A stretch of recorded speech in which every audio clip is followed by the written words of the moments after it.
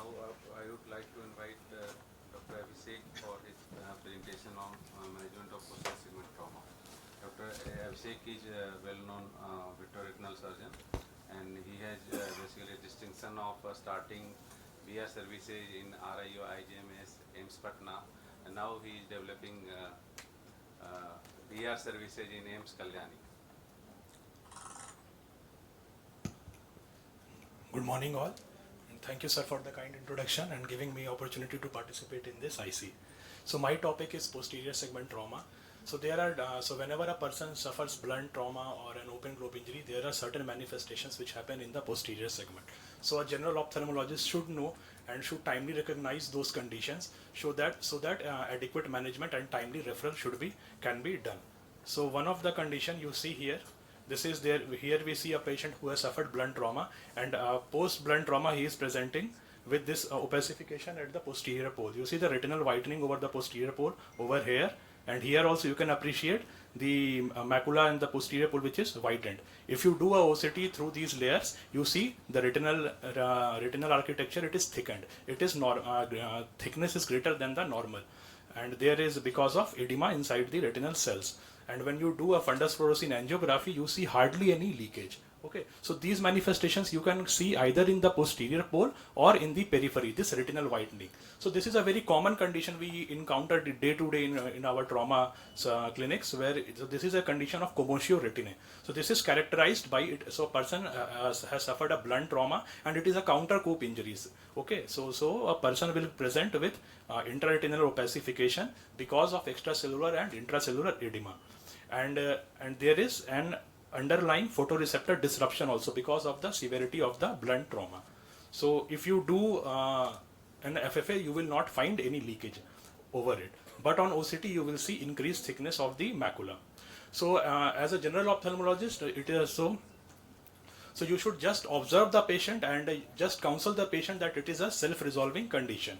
And generally, fundus fluorescein angiography is not required on the first outset, and also a person might think since there is retinal edema, so we can inject anti-VEGF, which is generally not required. So there is no need of fundus fluorescein angiography and anti-VEGF in this condition. Just proper counseling and reassurance to the patient is enough. So second condition you see, now we see you see a crescentic scar over here, a white scar which is passing through the fovea, which is concentric to the disc and temporal to the disc. So this is again one of a very common condition known as choroidal rupture. So actually a person suffers blunt trauma, and then there is mechanical disruption of the choroid, RP and the Brooks membrane. So all these three layers get ruptured, and so we see the underlying sclera. So this choroidal rupture, it can either be single. If it is in the macula, it can either be single or it can be multiple. So here we see one here and one here. Okay, so and this can either involve the macula or it can involve the periphery. The nature is it is generally present temporal to the disc most of the times, and it is arranged in a concentric pattern. It will be concentric to the disc, and it just denotes that the RPE, Brooks membrane and the choroid has got ruptured. So as a general ophthalmologist, this patient should be on regular follow-up. Why? Because in later in life they can develop choroidal neovascularization. So we will see a case over here. Here a young patient who suffered blunt trauma, presenting just few days after the trauma. You will see here there is subretinal hemorrhage, and you see a faint scar, a faint whitish line which is passing across the macula. If you do an OCT, you see this is the Brooks membrane, RP Brooks membrane, and you see a focal disruption of the Brooks membrane over here. So actually this is a choroidal rupture. So when you follow up this patient after 4 months, now you see the hemorrhages have resolved, and now you can better delineate this whitish crescentic scar.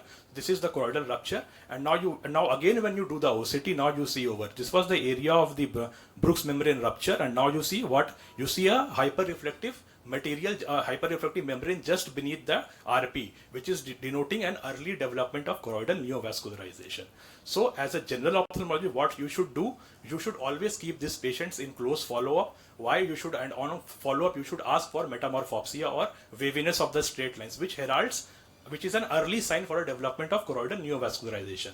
You should, and whenever a patient suffers trauma, you should always check the whole of the retina, because choroidal rupture might be associated with retinal breaks in the periphery. And on follow-up, whenever you suspect choroidal neovascularization, you should do an OCT and you should do a fundus fluorescein angiography in these cases, because in these cases they will leak and it will be a telltale sign of choroidal neovascularization.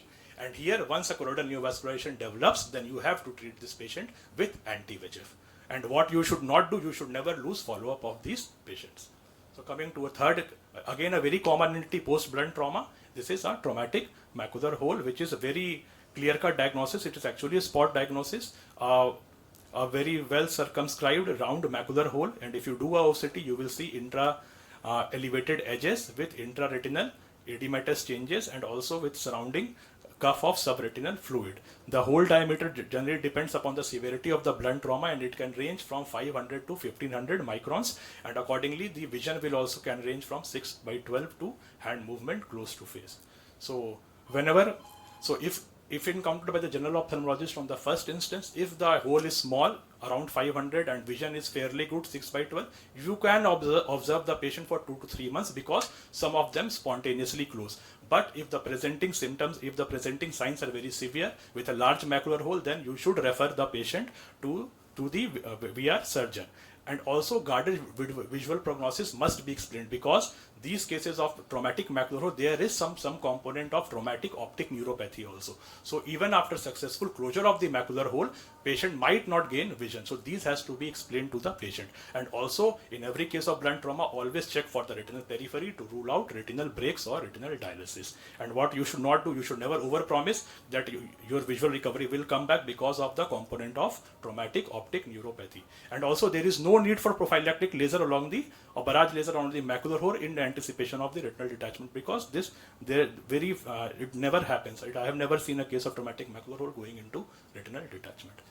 Again, now coming another common entity post blunt trauma, retinal detachment. So this can present to the general ophthalmologist in the first instance, and what we should look for, we should do a thorough retinal examination and rule out and look for what? Retinal dialysis, giant retinal tear, or a horseshoe tear, and vitreous base avulsion. So giant retinal dialysis and giant retinal tear, they look exactly the same, but what is the difference here? Retinal dialysis, it is avulsion of the retina from the ora serrata. Okay, so you will never see an anterior flap, but in giant retinal tear you will see an anterior retinal flap. This is actually what retina has disinserted from the ora, so there is no retina over here. And these horseshoe tears, they are very common post-traumatic injury, and this is vitreous base avulsion. Sometimes you see just behind the lens in the anterior vitreous a large this pigmented band. This is vitreous has detached from the ora serrata, from the pars plana. So this is the pigmented epithelium of the pars plana, which you see over here, a large vitreous base avulsion. So another some persons after suffering a very severe blunt trauma, we see some cases of optic nerve avulsion also. So how do we recognize? So here there will be history of severe blunt trauma where a high speed flying object has just grazed tangential to the globe. It can either be a missile injury seen in wars, or it can be because of a gunshot injury. So in those cases we see patients will come with no PL.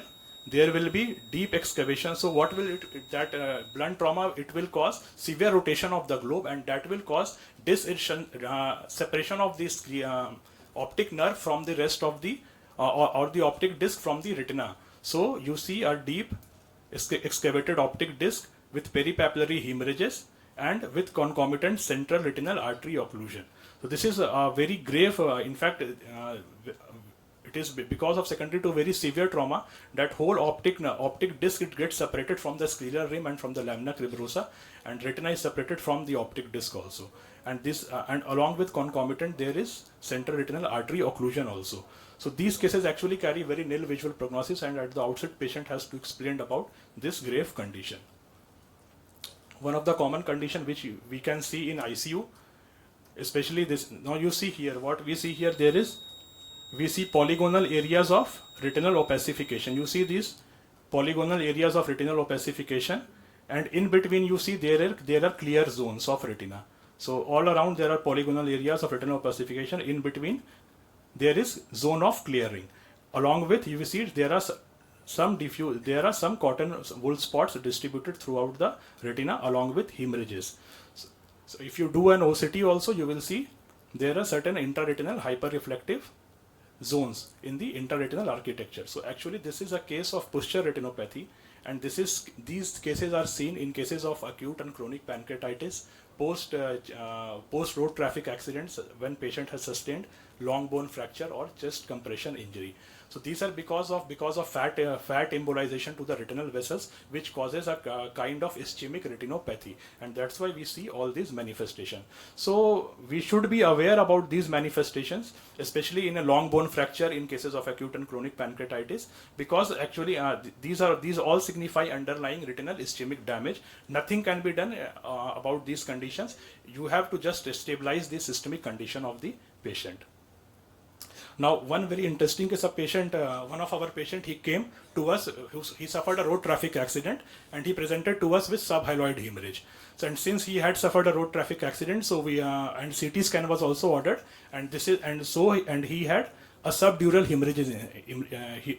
hemorrhage also. So we referred him to a neurosurgeon who drained the subdural hemorrhage, and then after 1 month again he came back to us. So we did an OCT. Now you see here, this was a subhyaloid hemorrhage. This is the retina. Above the retina is the blood, that is subhyaloid blood, and this is the posterior hyaloid. That's why it is subhyaloid hemorrhage. So we did a YAG hyalotomy. So we made an opening in the YAG, in the posterior hyaloid, and post opening, now this blood drained down, and now after 1 month this blood has cleared. So what we are dealing with is actually there is intraocular hemorrhage along with intracerebral hemorrhage or intradural hemorrhage. This is a case of Terson syndrome. Okay, sir. So this is a case of Terson syndrome. So whenever a patient can present with simultaneous bleeding intraocularly and also in the cerebrum also.